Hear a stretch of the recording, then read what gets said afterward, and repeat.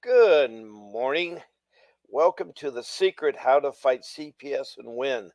I'm your host, Bob Pace, and the number on the lower part of your screen, 888 is the way to get in touch if you want to speak on the show about your CPS matter, the Child Protection uh, um, Service. And I'll be glad to discuss with you of ways of getting legal help to fight and, of course, to win.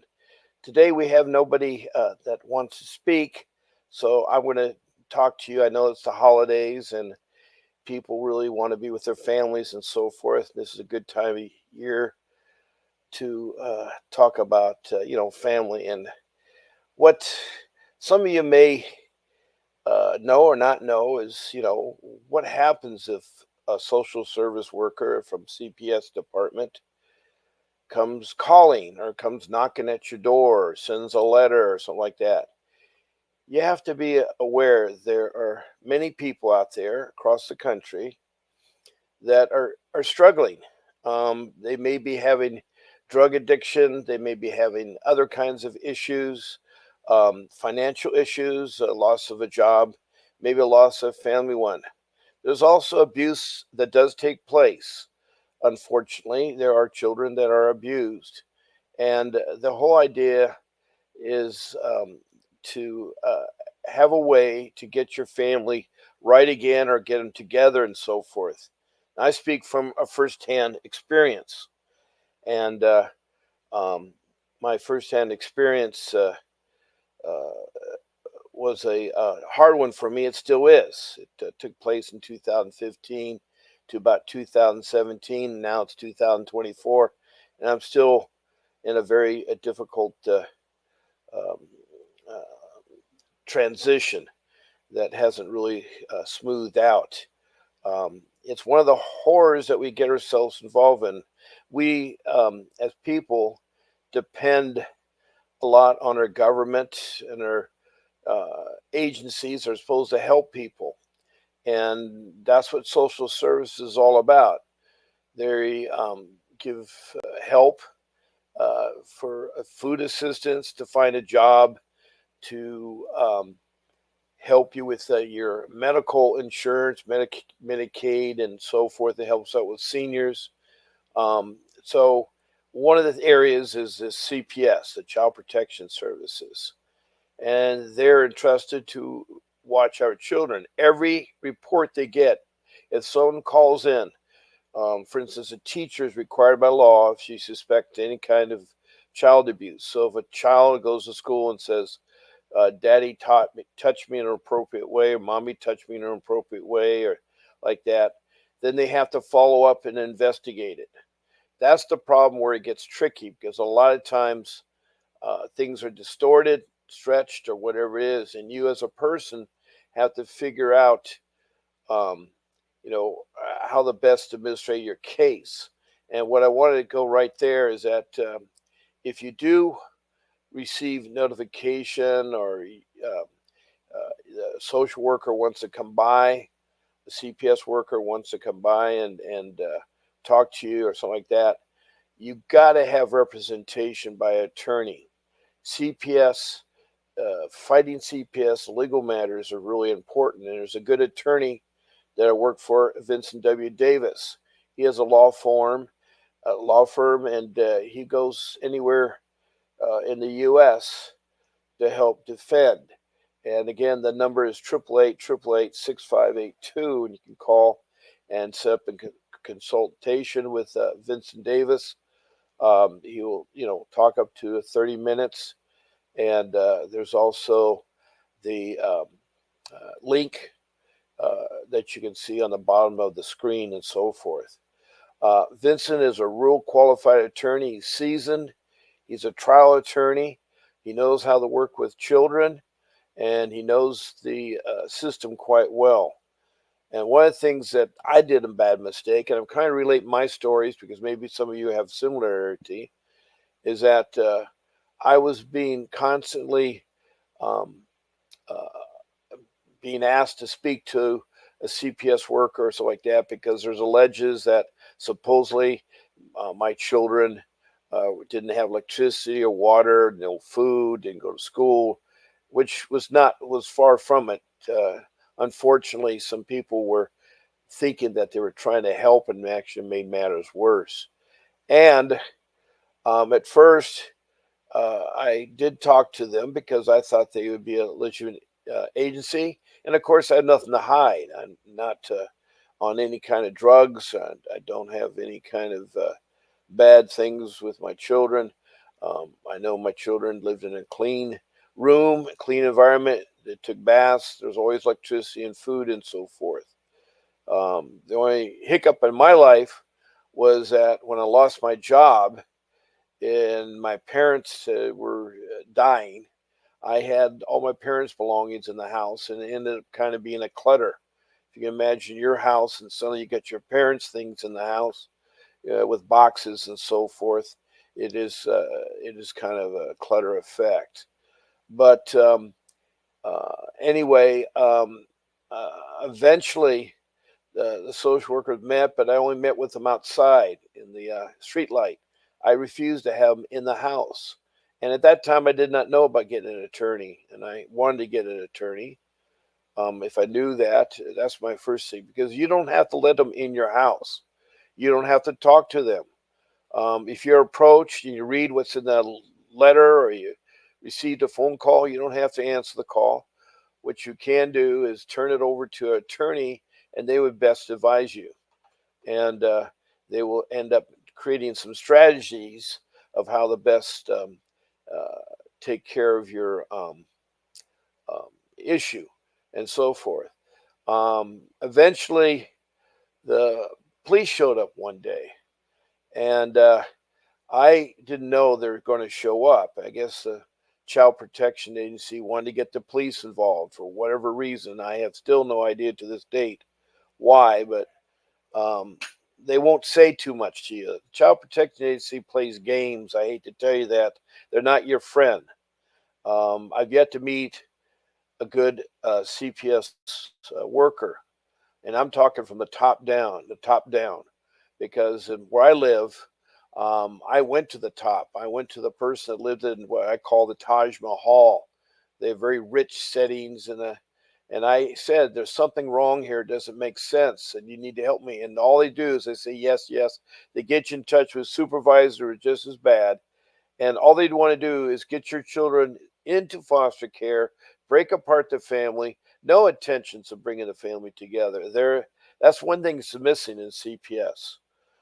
There should be a way of having the family members come together, and if it's a hostile environment, maybe with some social workers together, some counselors, some professional help, and sort through the problems. Maybe the parents need classes how to do parenting. We're not all born to know how to raise our kids, and things that we may have learned from our parents. Maybe there's some bad things. And so, yes, bad things do happen. And so, uh, I was just completely amazed, because I'm well educated, and I never had any criminal record or anything like that. But they kept on making matters worse. Every time I talked to a higher up person or emailed them or tried to get a thing, they made it worse for you. They made it completely worse. One of my children, my daughter, um, who is 21 now, and she was 12 at the time when this thing was all happening, and she was so convinced by the social workers that to be adopted, and so she divorced her mom and her dad, and changed her name, sealed her birth certificate, and is role playing as somebody else. And I know she's gone through some troubled times. My other siblings, I encourage them to keep in touch with their sister. I have a couple of sons, and they keep in touch with them. And so, anyway, the hardest thing for me to face was losing a job, and because of my age, at the time I lost my job, I was 60, and so, um, losing a job is a traumatic thing, especially at a later age. And it's hard finding work because no one wants to invest money and time into somebody who's old, even though they're not supposed to be age discrimination. So, with that being said, I didn't have the funds to, find an attorney and so forth. I lived in my house uh, from 2010 to 2017, April of 2017. And so that was 7 years that I was able to stay in my house. But my savings ran out, and then I had to sell the house to pay off the mortgage. I had, heavy mortgage. I have a high paying job as a professional job. And so it was really, really kind of hard there. Um, I did go ahead and hire Mr. Davis. And I tell you, when I first met with him, he's a very likable person. He's very easy to talk to. And he has a strong background in fighting CPS. He's an advocate. He's had radio shows. He has this broadcast, and he's out there to take care of your family, to get your children back, and so forth. And so he's a very gracious man. And so, um, again, 888-888-6582, call in and schedule a consultation, and that would be good there. So I one day was picking up my son from school, and since I was no longer working, I was able to be more with my children. And so one of the duties that my wife used to do was pick up the children, but I was able to do that. And that day, my wife was at the hair salon, and I was going to pick her up after pick up my son. And unfortunately, did I know that an unmarked car was following me. And again, it's a very spooky thing when you don't suspect someone following you.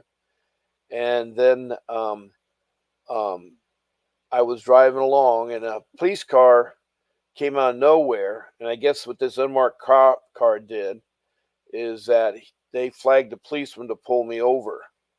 And I stopped because there's a policeman, and I was going to stop to pick up my wife. And unfortunately, I didn't know what this was all about. And he said, "Well, uh, you didn't stop fully at a stop sign. You did a California stop."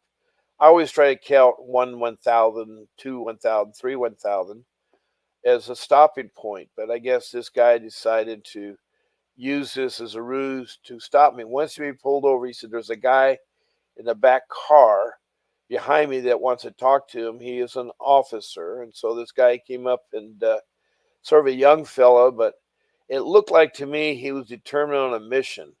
And did I also know that my other children who were in school, they were sending the police people to take them out of school for alleges that weren't true, but uh, they always play on the safe side. And so instead of me calling an attorney, I said, "Well," he says, "I want you to follow me back to the house." I said, "I need to go pick up my wife, and she's at the hair salon." "No, you don't pick up your wife." And I don't want to argue with a policeman. It's again, I had nothing to hide. I had no problem. When you have nothing to hide, you feel comfortable or confident that our government agencies are trusted and are good. But I hate to say, they're where I live. I have a bad police organization. They are not the greatest police around, and so they overreact.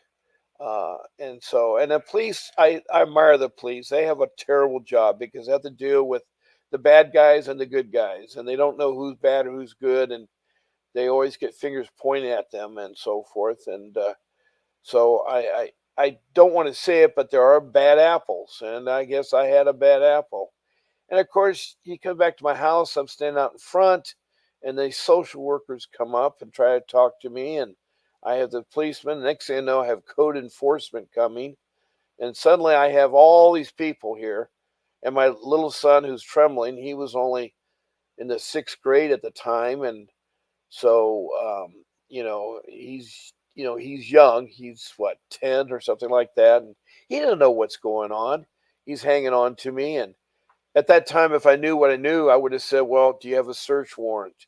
Let me talk to my attorney. You're not coming in." And so, I let him into my house. I'd tell him what was going on. I said that I'd lost my job. I was trying to take care of my mom and dad that um, uh, were dying, and I had their belongings, and my house was, contained our belongings, and so I just put boxes in the living room and boxes around and outside. And at first, I had them on the car apron, but the association where I lived in didn't allow that. I had tarps put over them and everything. And so I was going to sort through them and give them to family and relatives and so forth. It takes time. And unfortunately, I no longer had my gardener who took care of the yard. I no longer, because when I worked, I had things that would take care of things. So the yard looked a little unkempt. The front fence needed a little repair work. The gate wasn't closing sufficiently.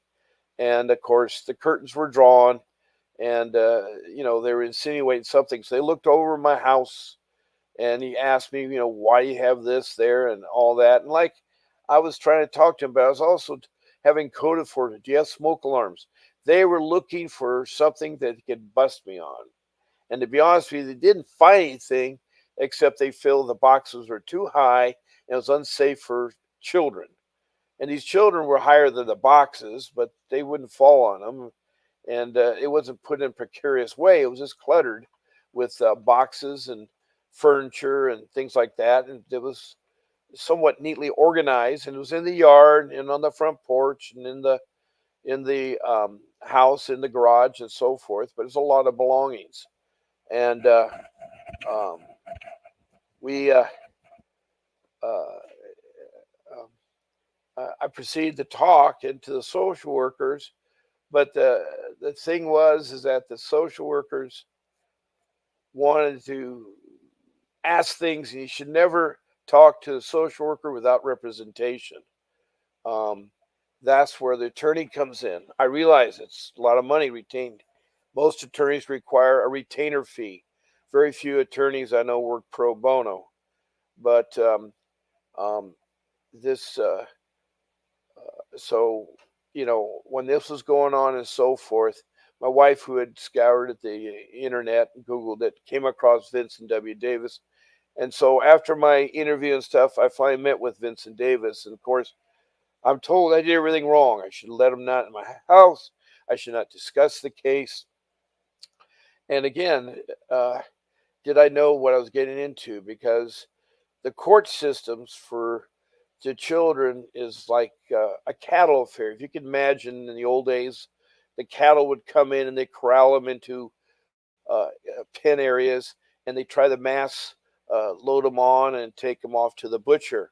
And the judge that I had, his only experience was doing car collisions as a judge before. They are appointed, and I'm told that they're voted in. And so responsible people need to make sure you vote the kind of judge you want. And I wish that judge had backgrounds with children, because he was one thing. And when they come in, only the attorney comes in to talk. You do not come in the court. You may see the judge once or twice, but the judge has already had his mind made up because he reads the things, he thinks everything's true. And you don't have a judgment by your peers. Again, this is in family service. Now, in civil matter, the police tried to do a civil matter out of this. So they decided to accuse me of all kinds of things. And that was a whole separate court, and that's a whole separate issue. And again, they trump up a bunch of charges so they could settle it. They'll stretch it out for a year or two. And of course, I couldn't afford a attorney for that. I had to get a low cost attorney who didn't really have the funds to do a long case. And so after a year or so like that, instead of bringing my family into court, my children, all that stuff and so forth, and have them testify and this and that, I went ahead and compromised, and so I admitted to having clutter that would maybe endanger the children. That was the only thing that I was convicted of. See, being a misdemeanor. Of course, being a misdemeanor means you have to go through all kinds of classes for a year. You have a probation person that sees you every week, and they treat you just like, the other people in probation. It's a very unpleasant experience. My probation person didn't understand why I was in the system because he could tell I was a good person. He was a good probation person. In fact, he and I were friends, afterwards. So that part was okay. But the classes you had to take you're in with a bunch of people that have all kinds of problems. And they're very tedious classes. You have to pay for it. You have to transport yourself to them, and they're not close. And so there's a lot of money involved. If I knew all this, I would have said, no, I'm not guilty. I'd rather have a trial. Yes, I'll have my family involved. And that's no problem because, again, I had nothing to hide. And I know that in the end, I would not have been convicted, or not convicted, but agree to the charges to drop the case. They dropped the charges against my wife, who had the same charges I had. And I wanted her not to have to go through it. I protected her and dropped it. By that time, I got my attorney, Vincent Davis, and we worked on the strategies of getting our three children reunited. But during this time, they're right away put into a foster care home. It's been run by a Boys Town, and what's happened is that Boys Town is an agency that takes care of kids that don't have parents, that don't care. They have no experience of how to work with um, parents may have hiccups or need further education or parenting classes. They don't really encourage the kids to be close to their parents. They're told with the hands to the side, never to hug your parents, and things like my children. We love to hug. We love to. When I came home from work, my kids were so thrilled to see Daddy. They wanted to be picked up by Daddy and loved by Daddy. It was a loving family, and the kids, were living in a nice lifestyle, a nice home. I mean, we had a swimming pool, we had a big yard, we lived close to the beach, and the house was modern. It was, like only 10 years old. And so it had all the necessities. Each child had their own bedroom, their own bed, and so forth. Uh, the bathroom had double sinks, so the children had a place to wash up and so forth. And the uh, the home lifestyle was fun. We would go on trips. We loved to travel. We've been to Brazil, been to Portugal, Canada, Mexico, and of course we went to the United States to see the Grand Canyon and the Painted Desert, Petrified Forest.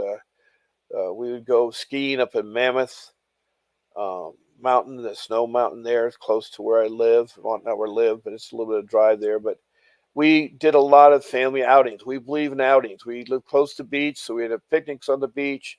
We would have fire pits and cook uh, things at the beach and so forth. And so, it's kind of like, we're involved in AYSO soccer. Now, when I lost my job, I couldn't afford the fees for AYSO soccer. All three of my children played soccer. Um, and I have six children, and two of them are adopted, and actually, uh, yeah, two of them are adopted and four biological. And but our family consisted at that time uh, four children, and one adopted and three biological. The other biological one wasn't with me, and so we believe in outings. We would do things. We go to movies. We would go to Disneyland. I had season passes at Disneyland while they grew up. They grew up seeing Disneyland every day of the year. As I say, my lifestyle, my job afford nice things, nice home, um, a nice environment, and I'm well educated. My wife is well educated. We have both college degrees, and so we are very professional people. Unfortunately, sometimes family members get involved, and her family members started telling stories. And if you can imagine our circle of people, you say one story to one person, then goes to the next person. By the time it comes around a full circle, the story's so distorted. And instead of them trying to help, they it kind of diffuse it. One of our children is an older child uh, that was in her teens, and she said some things that weren't true, but uh, you know, uh, there was always a family involvement on my wife's side, involvement with our family.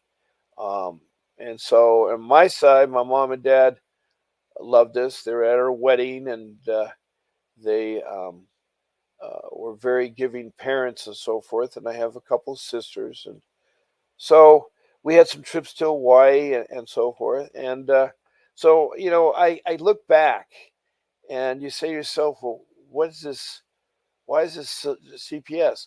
The problem is the CPS aren't geared to good parents. They're not geared to parents that are okay or it has minor hiccups. They could have came up and said, look, Mr. Pace, you can't have belongings this high. It's not safe for the kids. Um, you need to do something about the yard. I understand you don't have a job, and it's a mammoth job to take care of it. Again, I'm in my 60s. I'm 74 now, and there's a lot of chore to work in that yard because we had an English garden, we had a tropical garden, we had a walk-in pool, and it was a beautiful home. I mean, there's no question about it. It was the most beautiful home. It's my dream home, and I was very, very happy there. My wife was happy. We lived in a nice area, and I was able to work and maintain food and pay all the bills, maintain my family in a comfortable lifestyle. But CPS was determined, and every step I would turn, the meetings would take place, hundreds and hundreds of meetings.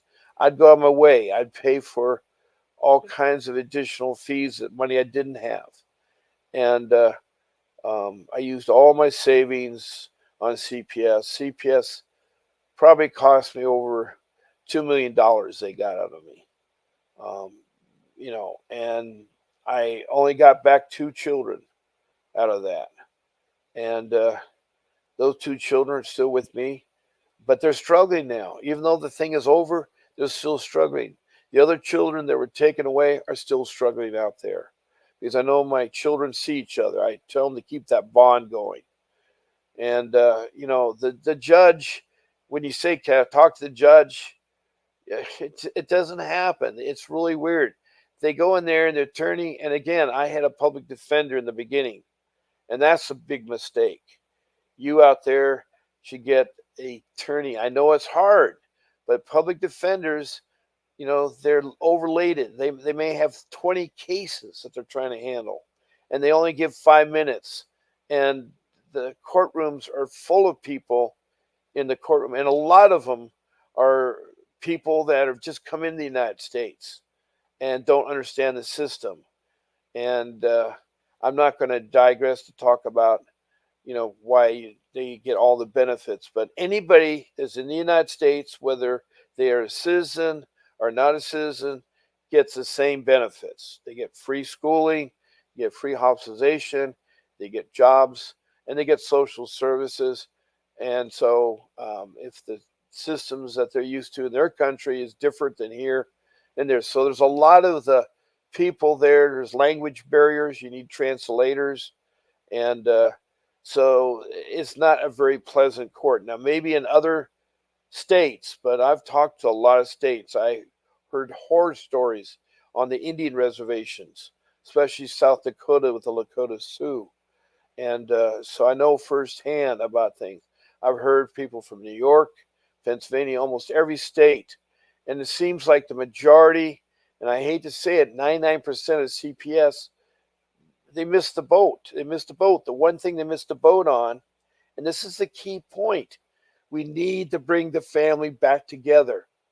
And we have to determine what the family needs. Well, if you don't have a talk together, how can you know it? It's like comparison to our Congress. They're trying to give money right now to to entities that are fighting um, to stay free and so forth. And then they bring up other things and they squabble about themselves. But at least they are coming together. But in CPS, it's not that at all. You go through your attorney, and he's supposed to know everything and do everything and try to help you. And they need to have it where the attorneys come in, the children come in, the mother and father come in, any parents come in, and they sit there and they, discuss things and say, all right, we as parents, you need a class in how to parenting because your skills of parenting. Maybe you don't know how to change a diaper. Maybe you don't know how to feed your children or bathe your children or sort of like that. Maybe there's things like discipline, timeouts, and things like that. But they don't do that. In CPS, they're determined to keep the children as long as they can in CPS and have them adopted because that's where the money is. And I hate to say it, it's one agency that depends on the money. And they get a lot of money for every child from the federal government. And the state I'm in is notoriously bad. The area I'm in is notorious bad. That agency, as I say, you can tell where the money is in that Taj Mahal of a building. There are buildings that you can be in, but then you have these buildings here. They're the state art buildings. They're expensive, and and then you got the caseworkers get actually get bonuses for keeping the children in there. They get Gucci purses, their outfits, their nails done, and everything. They don't have to worry about it. It's very hard when you lose your money and you don't have the basic things, and it's really, really, really, really, really hard. But anyway, this is going along and it's countless meetings. You go see a psychiatrist, and they then only can discuss things the social workers want them to discuss, and they want to insist on you have to admit things that are not true. And so I was fighting that all the way there because they said, well, you have to admit that it's true. You get your case. I didn't trust them. I did not trust them. How it turned out bad was a civil matter, was a case in point. That police officer, and I guess he works in um, investigation, where lied. There is no question that the police officer lied. And I don't know if they get a bonus or what. I don't know the whole purpose of, or they say, oh, great, we got a person that has a lot of money here and we're going to punish them because they have a lot of money. I don't think I was that rich compared to a lot of other people, but I was off. I mean, I never had to worry. As I said, Disneyland passes are not cheap. They're very expensive to have that for a family of 5 or 6 there. But it is a hard battle. But again, you need to get an attorney, and Vincent Davis is an excellent attorney to contact. 888-888-6582, and he will do your strategies. He knows the strategies of how to fight the case. He'll hear you out. He'll give you a 30-minute consultation, and then he'll tell you his retaining fee. And he has other attorneys that work for him, and other attorneys that are very familiar with get your children back and so forth. Because I think it's very important that a family, if you have a mother and father have children, they want that. Usually, most of the people I met want to have children, want to have a family, and they love their children. But maybe they don't know the right tools, or they don't. And they, again, sometimes they get troubled with drugs. Drugs is an addiction. Drugs, some people are weak about addiction. It's just like some people have addiction to other things. I have addiction to chocolate, and I had to fight that addiction, and that's a hard one to fight because you end up with a type 2 diabetic. And so with anything, you get educated about what you're doing and how it's harming and so forth. Then there are the small cases. It isn't that rapid running. That yes, there's parents that use discipline, burning their children or putting hot water on them or doing cigarette butts on them or leaving their drugs around. Yes, those kinds of individuals need some additional help, but don't destroy them. Give them a chance to have the family come back together because if we had more fathers and mothers, there's a lot of single mothers out there. They have these parenting classes or know how to take care of their children and get better themselves. Then that's going to release the burden on society that we got so many homeless children out there, so many homeless. Where I live, it's the capital of child abduction. It's a slave trade. More children are abducted where I live and transported overseas as slaves. And so, you need good parents to know where your children are at. You need good parenting skills. And so that is, but once you're in the system, it's a hard system to get anything resolved. It is very time consuming. It isn't, and it interferes with your job if you have a job. It's like both my boys were in Boy Scouts, and now I think it's called scouting because they now got girls in there. So in the scouting program, they have the younger scouts, the Cub Scouts, and they go through earning, they're learning skills and earning badges and doing activities. Excellent organization. Same thing in the older group, the Scouts. They have an excellent way to do it, and they have the highest rank, which is the Eagle. And both of my boys were excited and want to earn the Eagle. And so scouting is a good thing. But if you can imagine a person that's a social worker that has to be a monitor attend a Cub Scout meeting or a Boy Scout meeting, the other scouts look at him like peculiarly or like church. We are very church going, and we'd go to our church, and the monitor would come with our church. She wouldn't sit with us, she'd sit a row or two back. And then one of her younger children, they have a time in church where the children go and have their own level of Bible study uh, behind the not the pew, but behind the altar in the back room.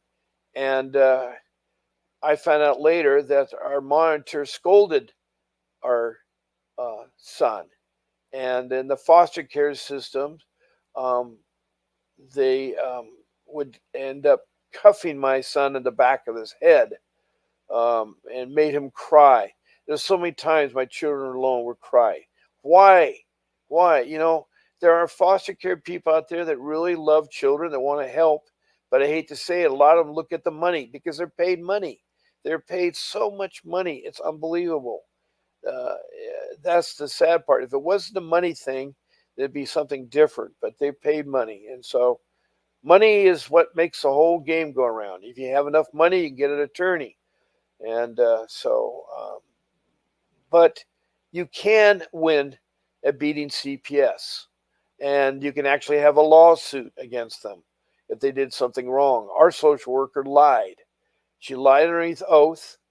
My wife's sister lied underneath oath, and they were trying to adopt our daughter, and it was sad. It was so sad when people do things because no one should take their children away from them. My heart breaks every time I don't see my daughter. It's the most a wrenching thing not seeing your daughter that you raised. You went to Girl Scouts with your daughter. You went to the dad Valentine's Day dance. You went to the campouts where you build crafts and so forth. The AYSO. I was involved as a parent. Not only did I come to the games, I was a referee. And so I would run up and down the field with my young son, my older son, and my daughter, and I'd referee soccer games. And I did that strictly because I want to be involved with my kids, and it's a good way to keep in shape. And I have an athletic background. And so it was fun. So those kind of programs are good. And, the schooling that my boys were going to was a private school. And they were trying to disrupt them, trying to tell them, oh, we can get them into another school, a public school. And I'm not trying to put public schools down, but if you can afford it, a private school is a good way to go to it. My young son just finished winning the state championships in varsity football. He's they're the number one team across the country, and he is so thrilled to death. He's with all these people going different places, going different schools, and it was 4 years. He's a senior, and so it was 4 years of hard work and so forth. And he is really uh, a good, loving son, and but he's damaged. He has nightmares. He has skills that were taught incorrectly by the foster care people, by social worker.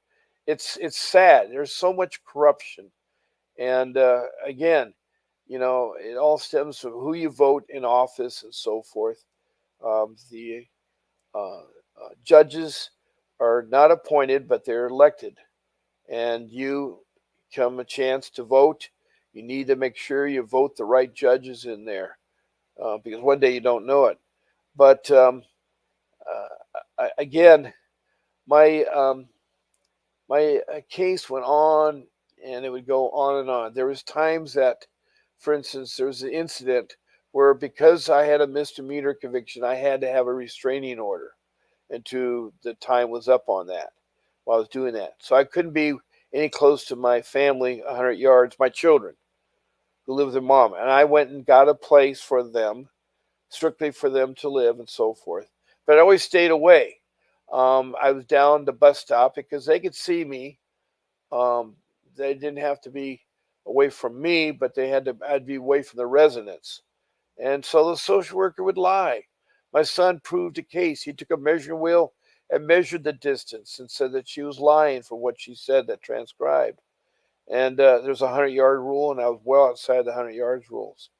But it's no matter what is said or done, stories come up, and they're are made up, and it's like all the social worker was interested was her new purse, her new clothing, and her bonus that she got there.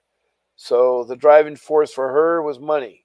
It wasn't her love of the job. Um, the social workers that used to be, were reduced in pay, unfortunately, during the time that the governor of the state ran out of money and had to let the more experienced seasonal. So there's a lot of young social workers.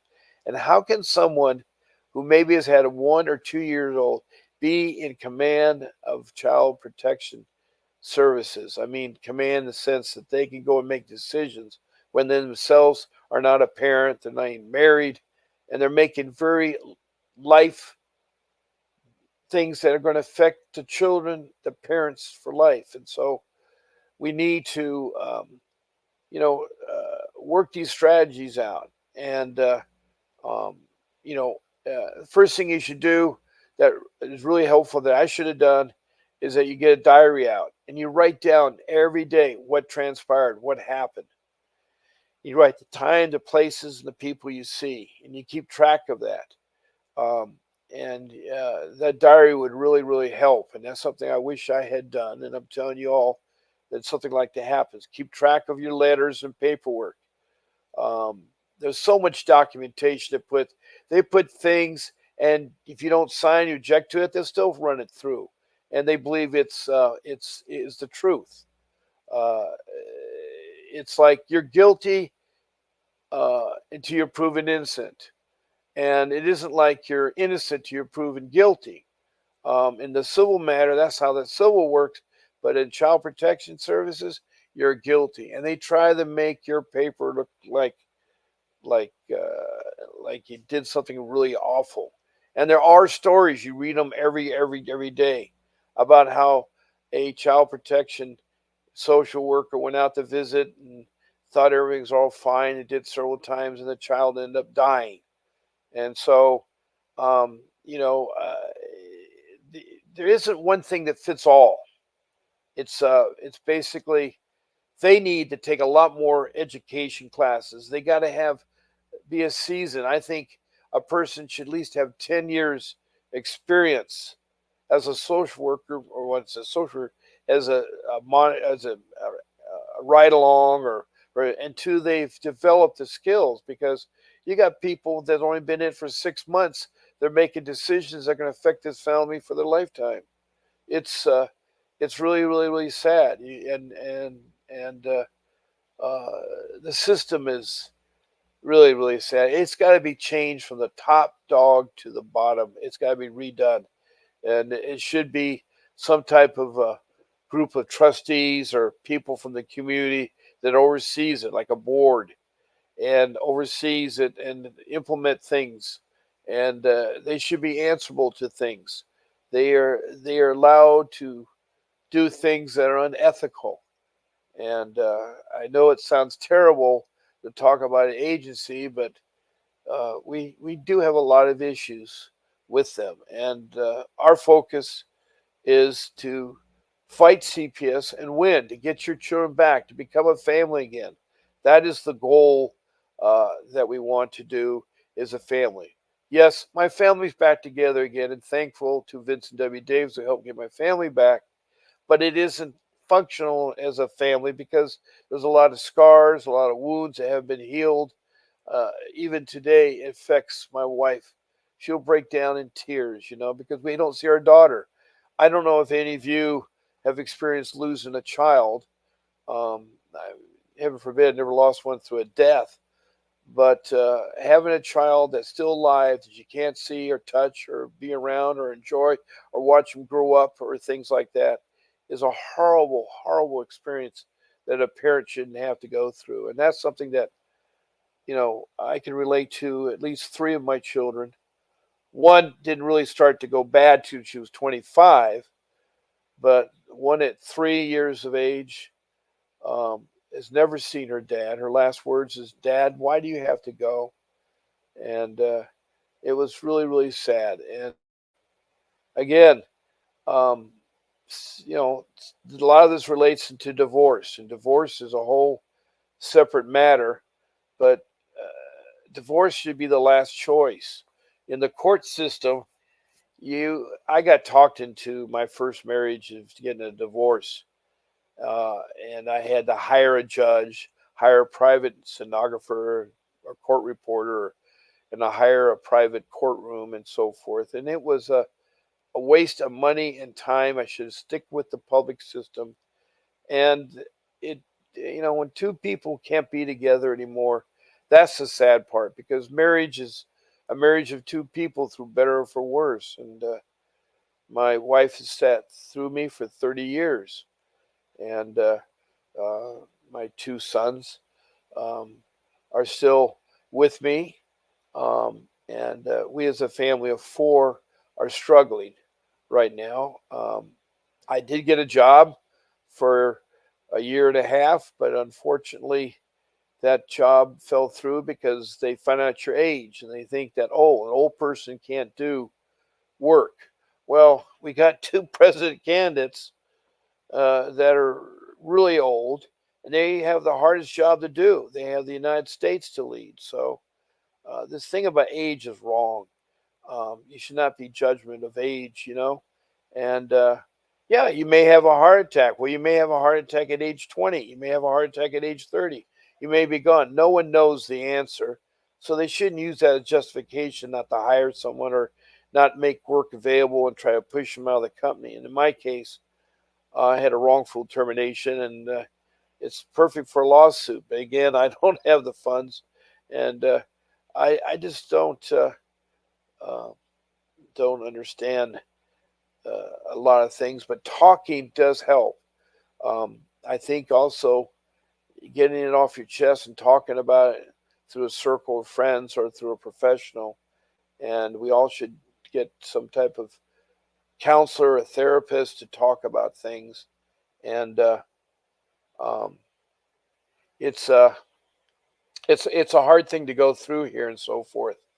Well, I'm getting close to my allotted time here on the uh, this series, CPS, the horror stories, fighting and winning. And I encourage you all to call in and set up a time that you can talk to me. Yesterday, I had an interested speaker that talked to me for an hour about his life and what he was going through. He called in, set up a time. So we are a forum open up to people that want to talk. And we could talk to one or two or three people um, there, and we would definitely um, like to hear from you. So please call in 888-888-6582. Also, that's the number for the law firm, Vincent W. Davis, and he is uh, a leading CPS attorney, and he will help you with strategies. You just call and set up a consultation, and he'll tell you what you can do about your case. He knows it all. He knows it inside out. And I want to thank you all for listening, and I hope that you all have a very, Merry Christmas, and you're with your family, and you take care of your children and each other, and love each other. Again, thank you for listening.